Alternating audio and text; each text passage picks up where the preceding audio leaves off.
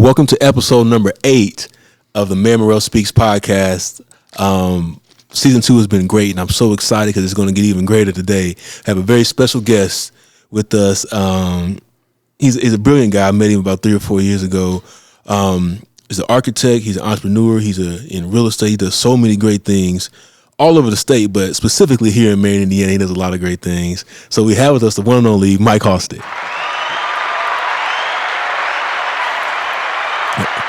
Well, thanks for coming on the show, man. I really appreciate it. Oh, thank you. Yeah.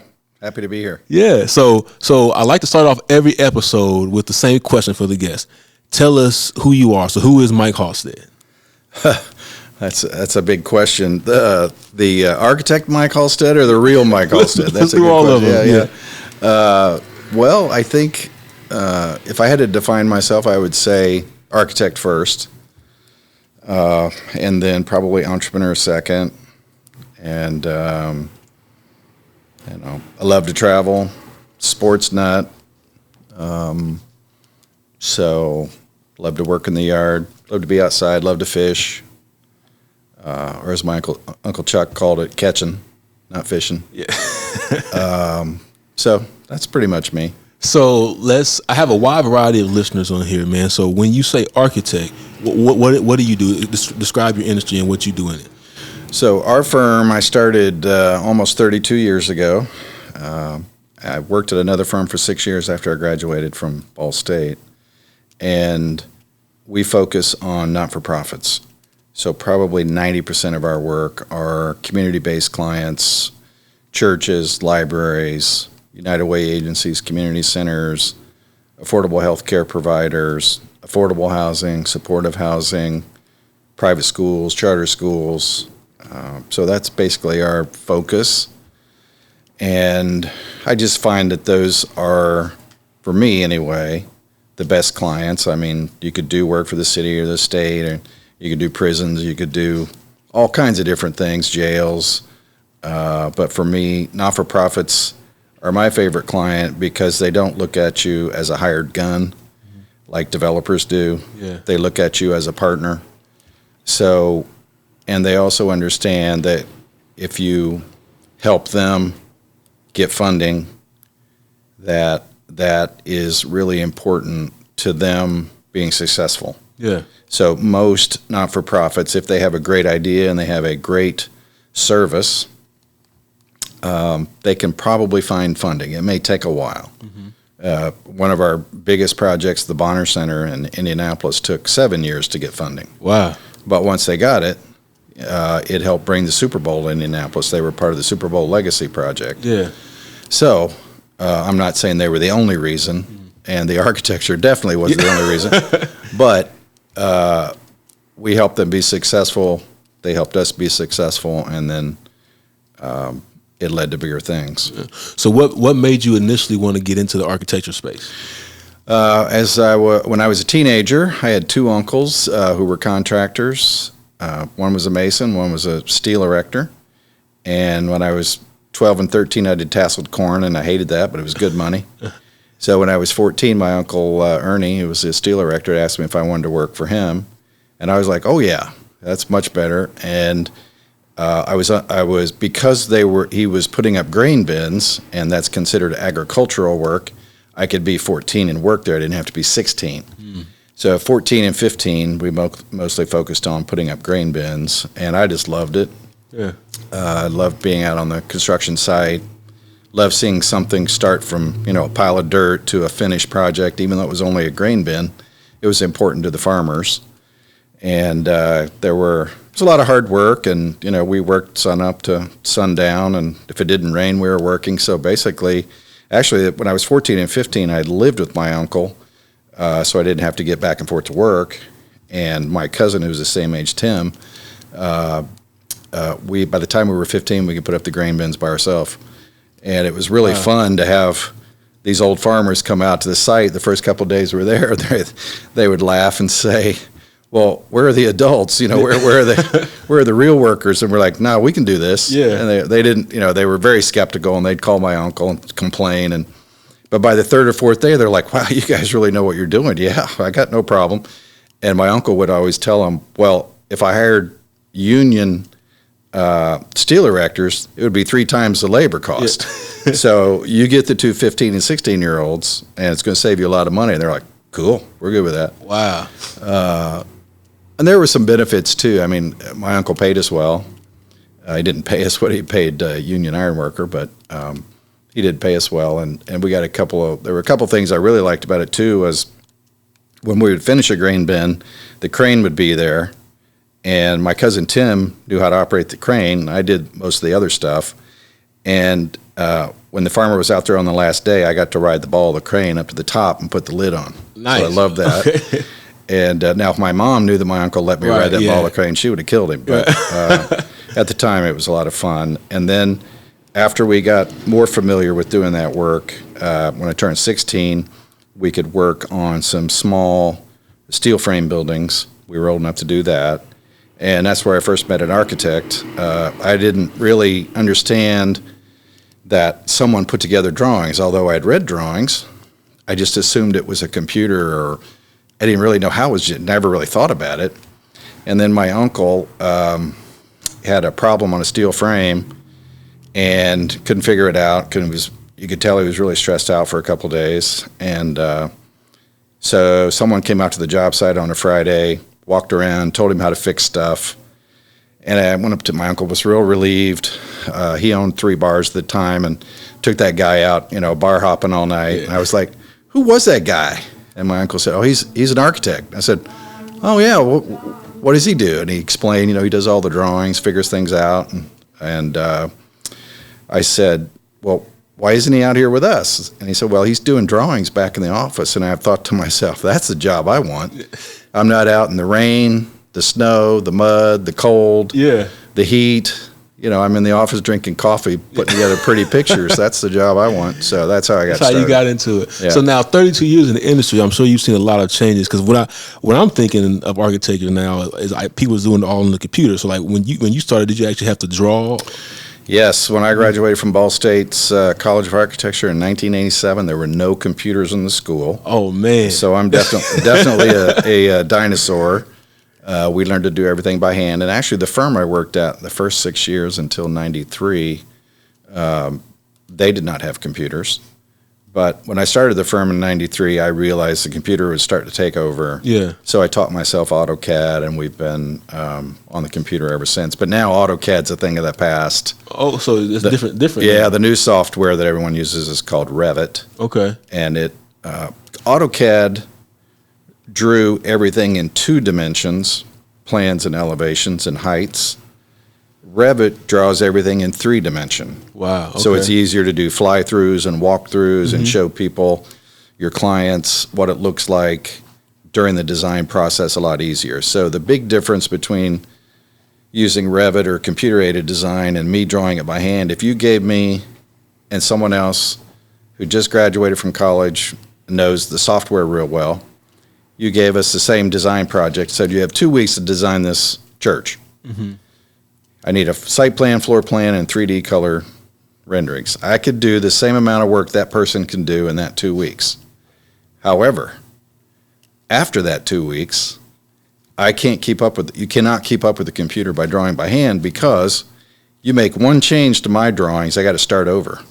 Wow. You can change it on the computer in 15 seconds and reprint it any size you want. You can print it the size of a postage stamp or the size of a football field. Yeah. But it's so much easier to make changes down the road.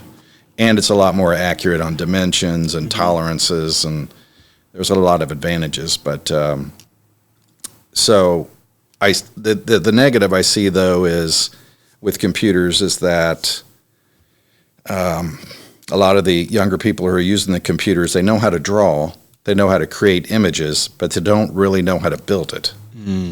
Because the computer is doing a lot of it for them. I understand. Okay. And you can't teach construction in architecture school. You can only teach construction when you're out working in an architecture firm or working construction. Mm-hmm. I think one of the best things that the College of Architecture has done at Ball State recently is add interior design and construction management to the school of the College of Architecture and Planning, because I think as time evolves, younger people are going to need to get more involved in construction earlier and not waiting until they graduate and learn from an experienced architect.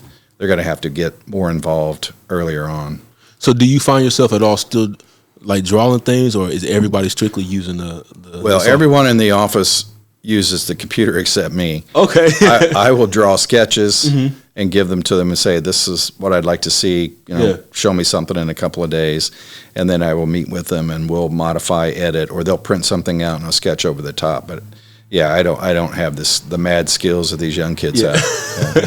The young kids coming out of school right now are amazing with computer. Okay. It's crazy the level of production they can do. We have VR goggles in the office now that once you've created a design in 3D, you put the goggles on, go to the site, and walk through the entire building on site. That's insane. In the same spot you are in the computer. Wow. On the site. That's very impressive. Yeah.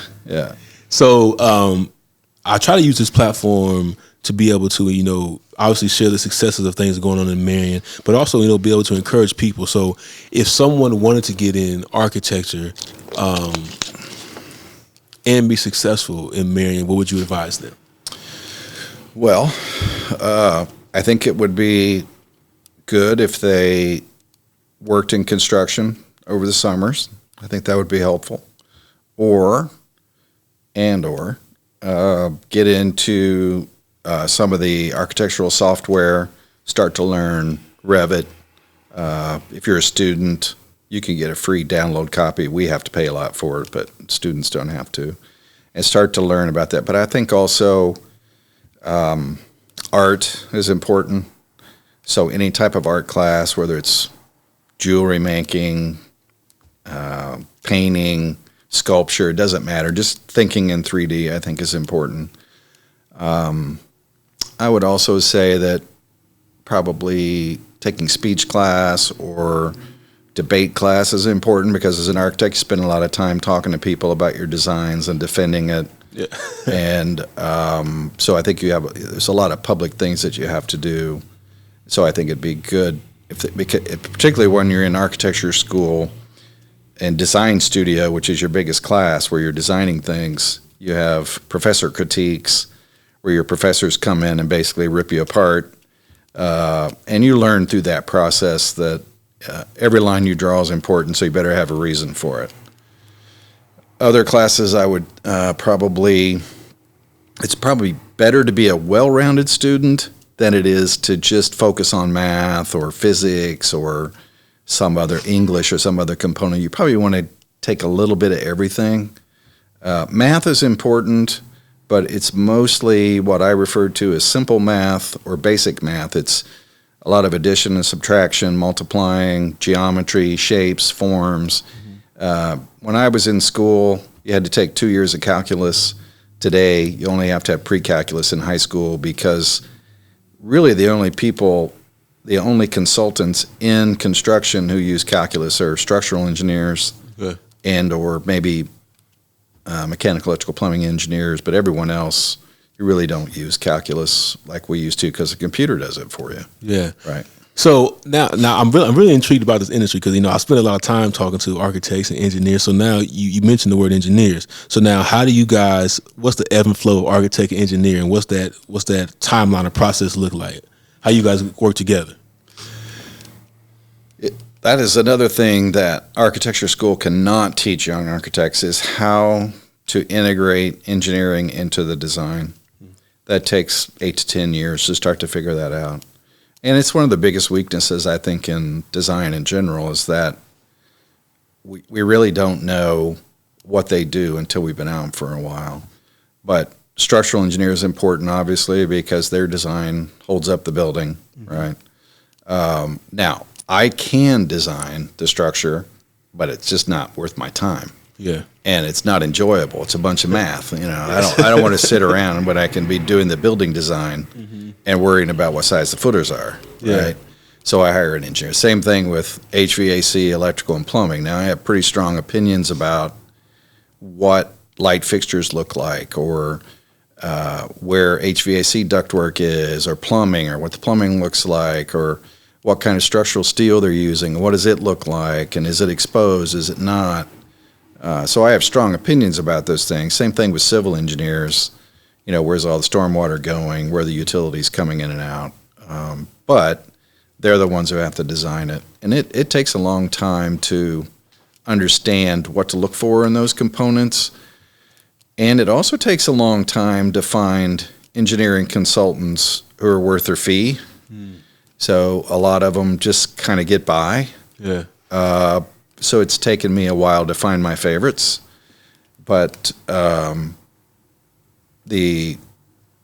generally when you're designing a building for a client, you don't get the engineers involved until after you have what I call pretty pictures, which is site plan, floor plan, some 3D renderings of the exterior and the interior, depending on what it is. And then you get the engineers involved right away because you don't want to assume anything about the way things are going to work structurally and engineering-wise before you go to the next step. And generally, most, let's say if we, for example, Ridley Tower, from the time we did schematics until the time we had the construction drawings done was probably 9 months. And 2 months of that was probably just field measuring everything because there were no historic drawings. We're doing the new Indiana Health Center clinic on the bypass. And because that was a new building, it didn't take as long. Yeah. We didn't have to field measure. So it was probably from the time we started to finishing construction documents there was probably 6 months. Nice. Okay. Do you often find in your career where you've had some rub with engineers, like you had this amazing thing, you think you knew it was going to work, it was great, then the engineers come and just pull it all apart? Well, there's a reason why we don't have engineers in-house. Yeah, okay. We're only architects and interior designers. I get it, yeah. And we have, I think, 21 people now, but I will never have architects or engineers in the same office. Okay. I can get it. Engineers are just a different breed. Yeah. They sometimes they're not very user-friendly. Sometimes they don't mix well with people, and I say that there's only 2 or 3 that I can even take and meet with the client because they're just not very.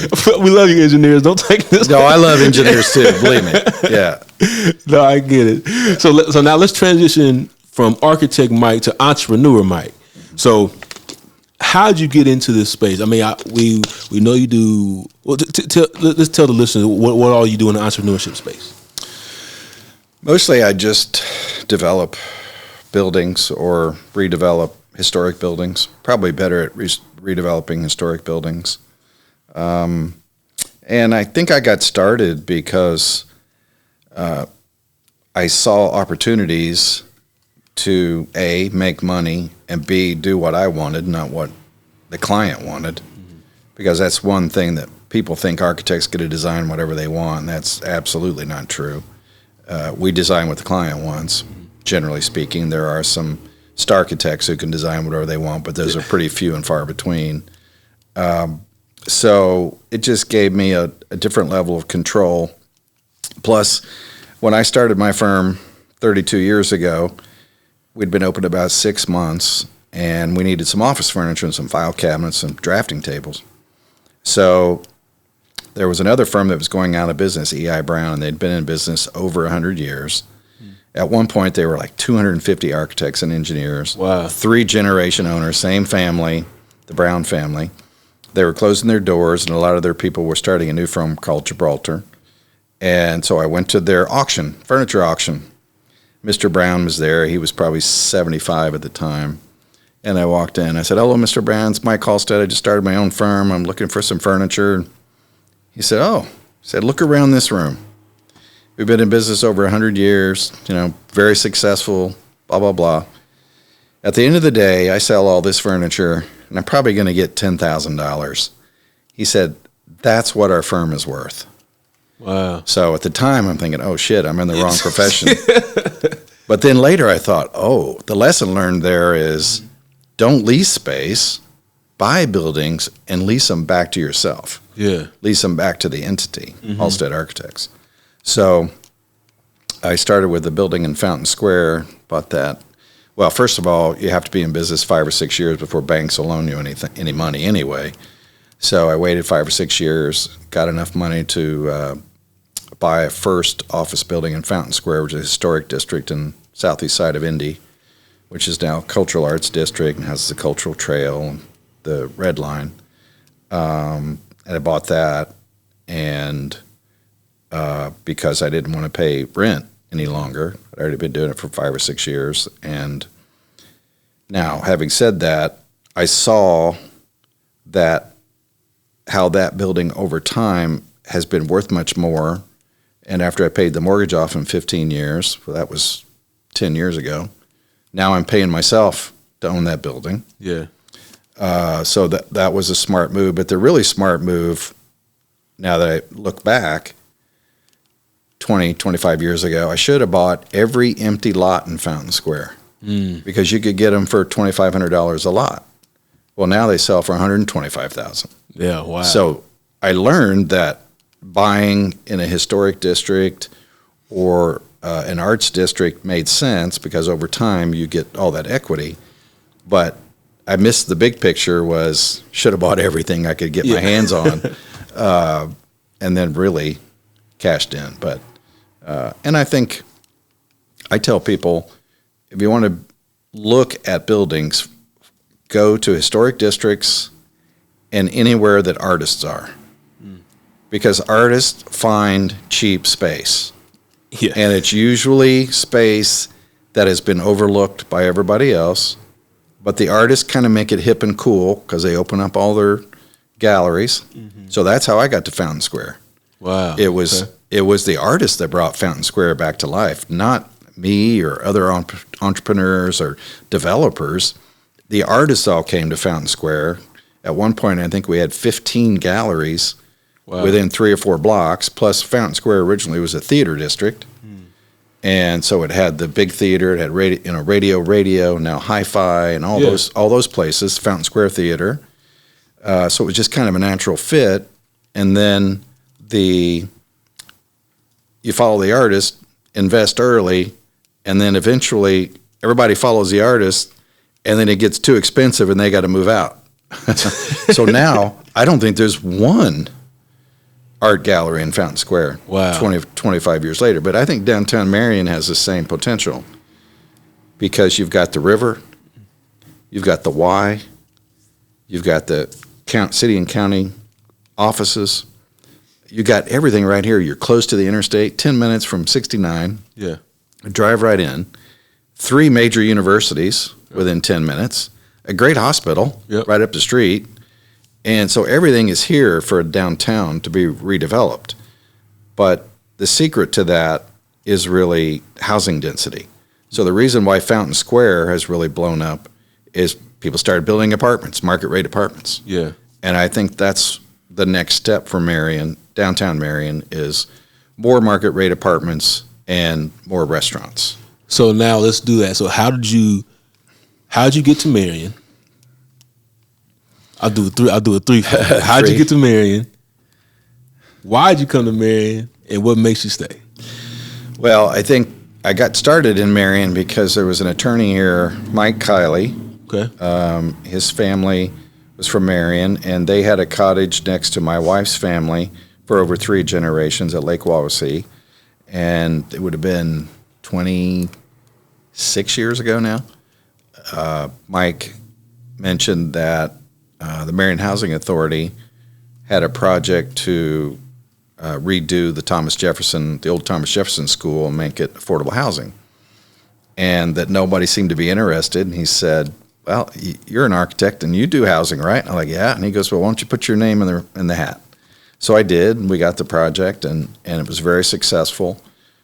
Marion has a good contractor base, and we just kind of got more work because at the time one of my mentors was Gerald Guy, and Gerald had an office here for over 50 years and was successful, and it just seemed like Gerald was ready to retire, and there are no other architects within probably 40 or 50 miles. You got to go to Muncie, Fort Wayne, and Indy, and it just seemed like the right fit at the right time to open an office here, because there's a lot of work here. There's a lot of great opportunity.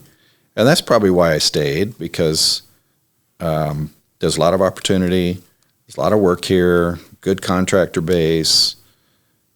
It's downtown Marion's pretty compact. It's got a lot of opportunity.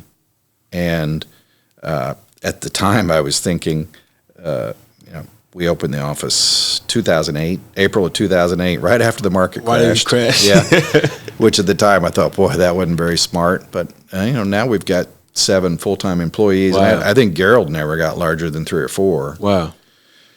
And I would hire more up here if I could find people. That's the hard part about working in Marion, particularly for architects, is convincing them to live and work in Marion. Yeah. So, okay. So then what do you think from your perspective, what do you think we do as a city to be able to make the city more accommodating for architects that want to live here? I think downtown market rate housing, downtown restaurants. I think if the downtown comes back to life, I think young people today, different than my generation, they prefer to walk and ride a bike to work and to where they live. Whereas when I was young, everybody wanted a car, right? And I just think that it's a completely different mindset. And younger people today are more skeptical about buying a house or buying a condo. Condo market collapsed in 2008 anyway. I don't think anybody's done a condo that I know of. Yeah. Plus, there's so many different office buildings that are still empty in major cities, and they've converted some of them to housing, but it doesn't work as well.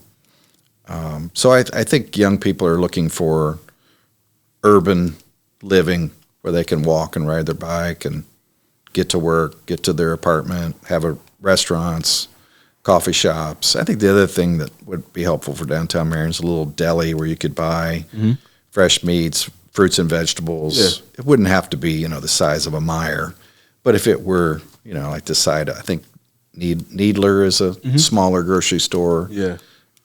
Something like that. I think we need that too, but the restaurants are starting to pop up, so that's good. That's doing really well. So now from your developer experience in Marion, so we had to talk about your major project, which is Ridley Tower, and we can talk about the other ones too, but let's start with Ridley Tower. How'd you get into this? Do you have any regrets yet? Well, and then tell us the story on that. Really, I'd been in Marion for 10 years, where I had an office here 10 years, and I couldn't believe nobody wanted the building.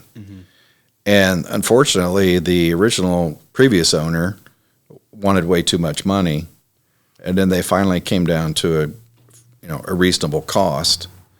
And so I said, well, why not me? I developed smaller buildings here in Fountain Square and here in Marion, but nothing that size. And I had also done a project for Hoosier Veterans Assistance Foundation to house homeless vets, where I was a developer. Our firm was the architect. And when the project was done, we sold the building to them because they couldn't get a mortgage. So we did the construction loan. And during the process of construction, they were able to get certain grants to help to defray the size of the mortgage. But in this case, I just thought, it's too beautiful a building. It's the heart of Marion, and I got to give it a shot. And the lobby, the grand lobby is gorgeous. The facade is gorgeous. And I just couldn't let it go to rot anymore. And because the price finally came down to what was affordable, I thought it was worth it. And the really big decision was what's going to be in it. So that's why we had community pitch night, to get different ideas for the first floor. Yeah. And we were, as part of community pitch night, we were very lucky that Obie's Barbecue had such a solid presentation. They not only won the judges award, but they also won the crowd award. They were the first #1 selection, so that was great. And then, of course, obviously they're an anchor tenant, but and then Tucker Realtors was already moving into the building. They were our first tenant to move in, and anchor tenant, so that was great. And then at the time we had Ashley's Ice Cream and Coffee, and so I think that the first floor I kind of knew needed to be retail, and it needed to have a strong restaurant, and I always wanted the grand lobby to be coffee and ice cream. And then the question was, well, what goes on the upper floors? So it could be, affordable housing would have been a relatively easy deal. Could have got affordable housing tax credits, preservation tax credits, had no debt. Mm-hmm. That would have been easy. But everybody does that, and I think most small towns in Indiana are tired of affordable housing. Right. So I thought, well, I'm going to do market rate. Now, the problem was, and this is the biggest regret on that project, is banks did not support the project because there were no other market rate apartments anywhere nearby. They had no precedent, and so none of the banks would support it. So I had to go to New York for a construction loan through friends I knew, and we got our closeout mortgage after we got half the apartments leased. And that mortgage was from Fort Wayne, from Horizon Bank. So I think that's the biggest lesson I learned, is that banks are not your friend.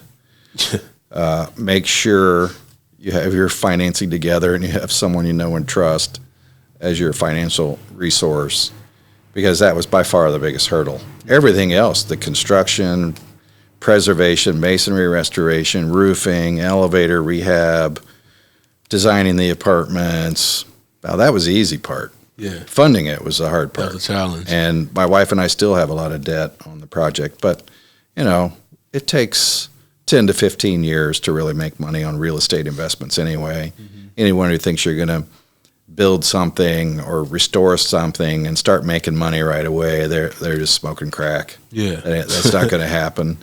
It's going to take 10 to 15 years to really get a return on your investment. And I knew that, but in this case, it was a larger funding problem than other projects. So a lot of people have asked me, would I do it again now that I know what I know? And I guess it depends on the day. So recently the project won the Renaissance Award from Indiana Landmarks. Yeah, congratulations. Thank you. And when I was at the presentation, they had a TV screen behind me. And as I was talking, they were showing different pictures that I'd sent them. And they showed the pictures of the before. And all the furniture, the trash, and all that. And so I sort of had PTSD real quick. And I'm like, at that moment, I probably would have said, no, I'm not going to do that again. Yeah. But then after we talked and I saw the after, I'm like, So I would say I'm probably now 80% of the time I would say, yes, I'd do it again. Okay. 20% of the time I'm still like, there's still some things that make me say no occasionally, but at least I'm, during the process, there were a lot of sleepless nights because we also went through COVID. Yeah. I mean, it was just like the worst case scenario, but we got through it. And then, I don't know if you noticed, but we got the solar canopies up. I saw those that. Are working, yes. Yeah. So that was a USDA grant, paid for half of that. Nice. It's a reimbursement grant, so we have to spend all the money and they give us half back, but that's going to cut our electrical use by 80% on a sunny day. Really? That's amazing. Yeah, the problem is Indiana, Marion, you only get about half the days are sunny enough to really do, the Indiana gray days, you're not going to generate much power. Anything. I get it. And there's no way yet to really store electrical power for a long period of time with batteries. Interesting. So you figure that out, you'll be a gazillionaire. Then I can make it out. So then, again, we appreciate you for doing that investment there, because that's been a real spark for the rest of the downtown. It's going to continue to keep sparking things. So, you really were a pioneer on that. So I like to ask this, how do you stomach the risk? Well, sometimes you get so deep into it, you have to keep taking the risk, right? You can't turn back. You either have to go all the way, all in or nothing, right? Mm-hmm. Or fold.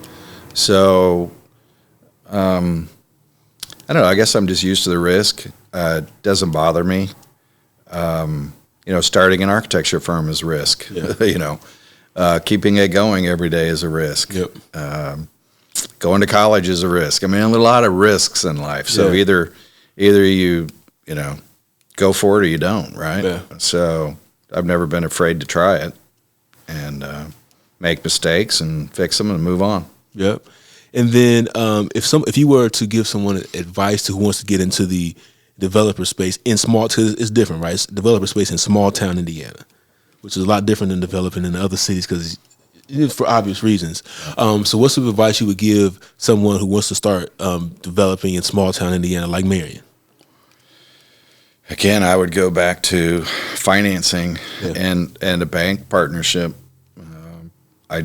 I think that's why it's taken so long for, even though Ridley Tower has been finished for 3 years, we're starting to see some more development creep in, right? Mm-hmm.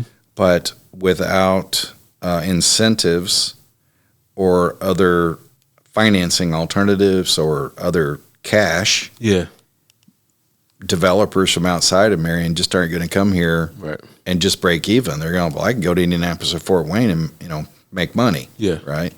And no risk, right? And it's not their money; it's the bank's money. Right. But here, it's going to be your money, and the bank's money.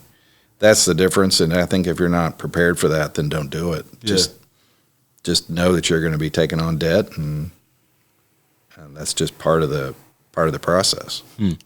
So. Another reason why I use this platform is to be able to attract new businesses, new citizens to Marion. So if you were to tell someone why they should open their business in Marion or have a branch of their office in Marion, what would you say?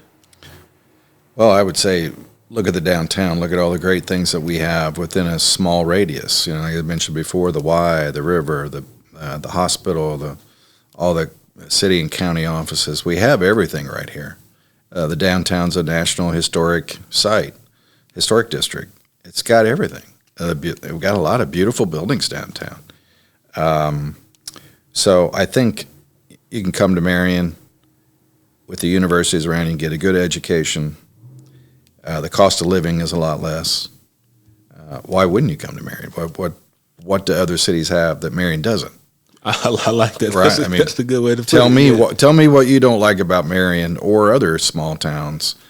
And I have found I would open an office, Halstead Architects office in Valparaiso, Terre Haute, and Shelbyville, if I could find people to work there, because we have a lot of work in those 3 areas like we do in Marion in the Northeast, but I can't find young people who want to live and work in smaller towns, and so I drive more. I have to drive to all those places where all those projects are. And we're lucky in Marion. We have Michelle Doyle, who's our partner here, who lives and work here. If we could replicate Michelle in 3 other locations, it'd save me a lot of driving and time.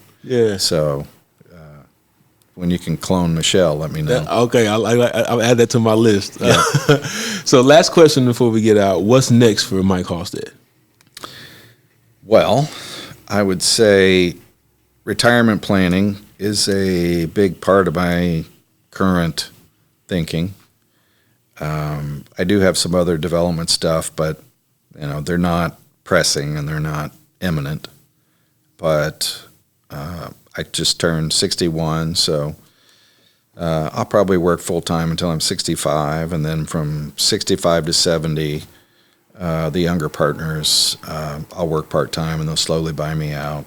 Then after 70, I don't really know. Okay. I have some boards that I'm on that I probably get, like the College of Architecture at Ball State. I'm on the board of directors there. I'll probably devote some more time to that.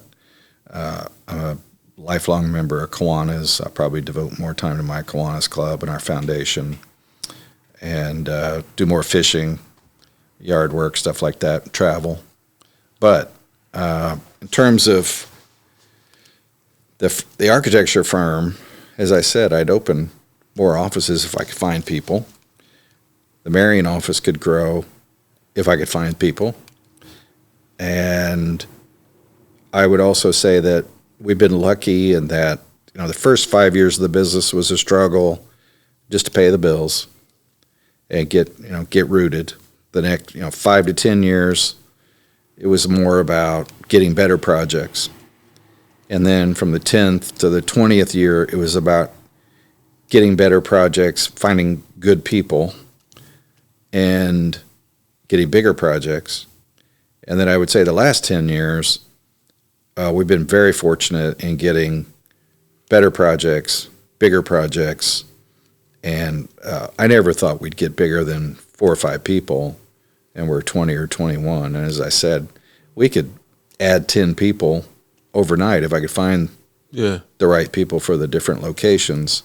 Marion, we need, if anybody knows anyone, a more experienced architect, because we have a lot of younger people and we need help with mentoring. Mm-hmm. So I think the next 5 to 10 years is probably just me focusing on exciting projects. The key to being successful, though, is keeping your current clients happy. So if you keep your current clients happy, there's nothing better than someone likes to do than say, hey, I have a great architect. Talk to this person, right? And, you're the same way, too, right? Nothing better than saying, hey, I know a great guy that does snow shoveling. Yeah. Or I know a great restaurant, Yeah. And so the same is true of architects. Keep your current clients happy, you'll stay busy, and it'll be slow and steady growth, but you won't, become a 100-person firm overnight or 1,000 because of that. But when it's referral work, the fees are usually higher, and your net is probably higher, and you're doing funner projects because they're not coming to you because you're cheap. They're coming to you because you're the best. Yeah. So I think right now I'm more focused on just finding the best projects. I like that. Well, I appreciate you. Thanks for coming on the show. My pleasure. Yeah. And thank you all for listening to Morrell Speaks. We're available on all major streaming platforms, including YouTube now. Thanks again for listening.